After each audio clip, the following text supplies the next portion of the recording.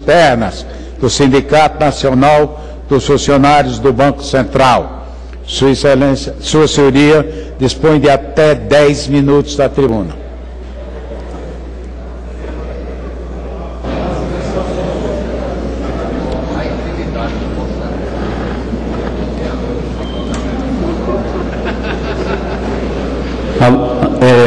Eu agradeço a oportunidade, senhor presidente, senhores deputados, de estar aqui. Agradeço ao Partido dos Democratas pelo convite de estar aqui expondo a posição dos funcionários do Banco Central.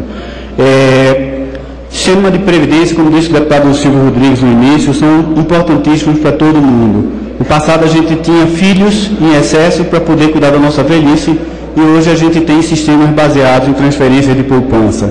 Então é importante que a gente não volte atrás nisso. No passado o Brasil tinha capitalização em muitas empresas, doutor Nelson Barbosa, em várias empresas, e nós passamos para o sistema de repartição simples. Isso foi possível por dois motivos. Primeiro, que a gente tinha uma relação de muitos trabalhadores em relação aos aposentados, então era fácil financiar quem estava se aposentando. E segundo, que no sistema de capitalização você tinha poupança e houve um uso fiscal dessa poupança por vários motivos, inclusive para construir esse local onde nós estamos agora, a Câmara dos Deputados. A transição do sistema de repartição simples para o sistema de capitalização é muito mais complicado, e muito mais complicado neste momento. Por quê? Esse momento específico que eu estou mostrando aí, esse gráfico de 2007, a maior parte dos servidores públicos ali, eles estão na idade de 50, 60 anos. Daqui a 5 anos, esses servidores estão se aposentando. Então, o volume de servidores que vão passar para a aposentadoria vai ser grande, a despesa vai ser muito grande. E nós não temos a poupança. Se a gente adota o sistema de capitalização, os funcionários que vierem a substituir esses que estão se aposentando, eles não vão financiar os que estão se aposentando. Então a gente vai entrar numa zona de muita dificuldade naquilo que a companheira Luciene tem chamado tanta atenção, que vai estressar o problema da lei de responsabilidade fiscal. A gente vai ter um aumento de aposentadoria muito grande, com a redução da contribuição, e isso pode levar a um colapso. Só é possível isso se houver um compromisso, não desse governo, mas do Estado brasileiro, para sustentar essa leva de aposentados nos próximos anos. Eu acho apenas uma coisa, esse gráfico aqui apenas nos mostra que existe sim uma concentração de aposentados para os próximos 5 anos, mas que essa concentração passa. E isso significa que, se nós nos mantivermos no sistema atual, não há, como outros oradores disseram no passado, não há um crescimento contínuo dos gastos com a Previdência e do déficit do setor público. Isso vai levar uns 30 anos, mas depois de 30 anos esse déficit vai começar a ser reduzido, mesmo no sistema atual. Mas, dito tudo isso, eu quero dizer aos senhores que os funcionários do Banco Central não são contrários, por natureza, a sistema de aposentadoria complementar, por dois motivos. Primeiro, pelo trabalho, pela missão que a gente tem de cuidar da estabilidade macroeconômica no longo prazo. Então, a gente está atento à necessidade de gastos serem financiados com receitas. E segundo, porque nós temos uma experiência da Centros, em que foi muito bem sucedida e está no DNA do funcionário do Banco Central ter um sistema de aposentadoria complementar. Mas nós acreditamos que a melhor solução hoje é adotar o que está no artigo 249, que é um fundo de pensão onde se tem a capitalização feita não só por contribuições, mas também por transferência de bens da União. Bens estes que foram construídos, como é o caso da Câmara de toda a Brasília, foram construídos com o dinheiro dos fundos de capitalização que existiam no passado. Então, na verdade, é justo e é um retorno do que foi retirado do passado dos trabalhadores brasileiros. Mas o que eu quero dizer sobre o PL 992 é que, no fundo, nós entendemos, como temos na Centros, um fundo de capitalização, um fundo complementar, ele garante invalidez, garante morte, que, aliás, o doutor Nelson Barbosa disse que isso está avançando dentro do projeto. O projeto original não cumpre nenhum propósito de previdência complementar, e como está, nós, do Sinal, defendemos a sua rejeição. Então, se ficar como está, nós acreditamos que o PL 992 vai nos levar há uma incerteza quanto à aposentadoria do servidor público e quanto à formação do serviço público muito grande. 5 falhas que nós apresentamos, que gostaríamos de ver mudado no PL 992, para que ele se torne uma solução. A primeira é com a relação à questão do CD. Quando aprovada a reforma constitucional de 2003, CD incluía uma modalidade chamada CD misto. Depois, 2 anos depois, uma resolução, uma norma infralegal, que não passou nem por essa casa, restringiu o conteúdo do que é CD misto e transformou isso em CD variável. Ou, desculpa, CD não, contribuição variável, retirando da possibilidade de aposentadoria dentro de contribuição definida, a possibilidade de CD misto. O doutor Nelson Barbosa repetiu várias vezes para a gente aqui, a FUNSEX, a Petros,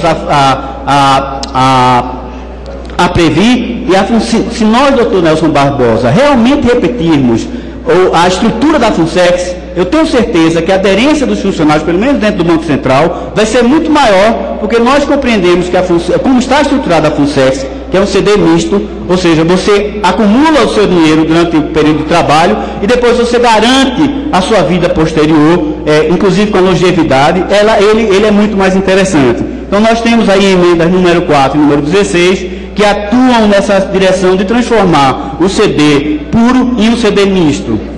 A segunda questão, que é uma questão muito polêmica, a questão da quantidade de contribuição. Nós achamos no Sinal, e nós fizemos um grupo de 5 doutores, 2 especialistas em atuária, nós achamos que a contribuição de 7,5% pelo governo e 7,5% pelo participante é muito pouco, não dá. Nas nossas contas não dá. Nós temos um caso, por exemplo, de uma aplicação para mulheres. As mulheres trabalham menos tempo e vivem mais. Então, para mulheres, a perda, se o retorno for de 3%, pode chegar até 75% do salário que ela recebe.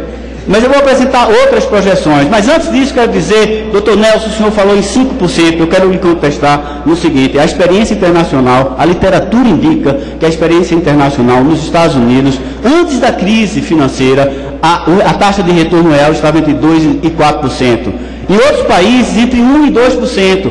A revista Exame no Brasil desse ano diz que a taxa média de retorno dos fundos de pensão no Brasil, este ano de 2005, real, vai ser de 0,5%.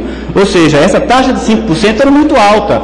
E se o senhor tem uma formação keynesiana muito boa e sabe que depois dessa crise financeira internacional, essa taxa média de 2% e 4% vai cair violentamente. E vai cair por muito tempo.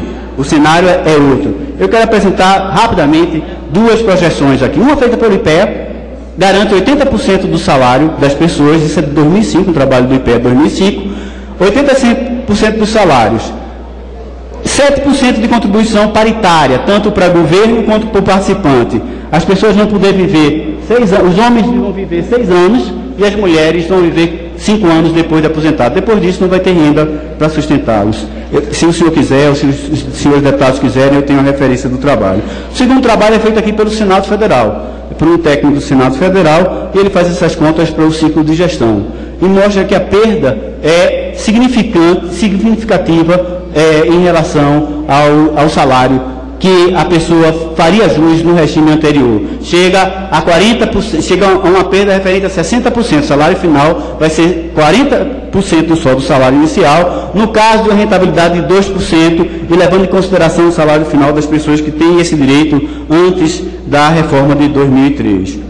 Então, a solução para isso, doutor Nelson, para nós, só tem uma solução, senhores deputados. A solução é aumentar a contribuição. Nós queremos contribuir mais. O doutor Nelson falou várias vezes da FUNSEX. A FUNSEX, a Previ, falam em contribuição de 7% a 17%. Escolhe o participante e 7% a 17%, não sobre o que passa de 3.600, mas 7% a 17% sobre todo o salário. Então a quantidade contribuída e poupada é muito maior. Então nós queremos poupar mais. E não podemos ver essa restrição fiscal restringindo o direito do trabalhador. Tem que poupar mais. Eu vou ser bem rapidinho, doutor. Então nós temos emendas sobre isso. A terceiro problema, o problema dos fundos. Nós não achamos que um fundo seja suficiente. O senhor, doutor Nelson, falou que 3 fundos eram um avanço. Nós queremos um avanço muito maior. Nós queremos mais fundos. nós queremos fundos que concorram entre si, que mostrem rentabilidades, que façam referência, que mostrem traços de administração, que criem referência. Então, nós funcionários do Banco Central entendemos que isso é o caminho. A responsabilidade pela aposentadoria de cada um de nós no sistema de capitalização... Para concluir. Sim, senhor. E você tem que aproximar o fundo do participante, você tem que ter mais fundos para isso. Tem mais dois, o problema da portabilidade, que já foi tocado aqui. Temos a emenda número 9, ele é necessário. E o terceiro ponto é o problema que o doutor Nelson já falou sobre a administração por terceiros. Essa obrigação da administração por terceiros obscurece os motivos do PL, nós somos contra e queremos mudar isso. Para concluir, doutor presidente, o Sindicato dos Funcionários do Banco Central é favorável à aposentadoria complementar, mas o sinal rejeita o PL 992, porque acha que ele, como está, é um desastre para a nação. O sinal acha que a melhor solução é a regulamentação do artigo 249 da Constituição, anterior ao artigo 40, e nós alertamos para o custo, como a doutora Luciene tem tanto chamado a atenção, o custo de transição de regime nesse momento. Mas nós acreditamos que é possível, sim, aprimorar o PL 992, transformando ele em previdente de 11% para 11%, permitindo mais fundos, permitindo portabilidade e acabando com a obrigatoriedade. Fazendo isso, nós vamos estar garantindo uma aposentadoria melhor para o servidor público. Muito grato.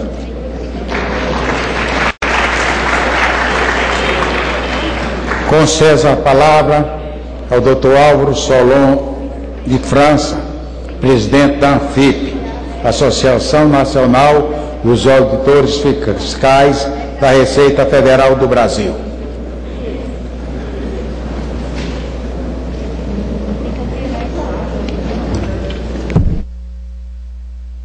Senhor presidente Inocêncio Oliveira,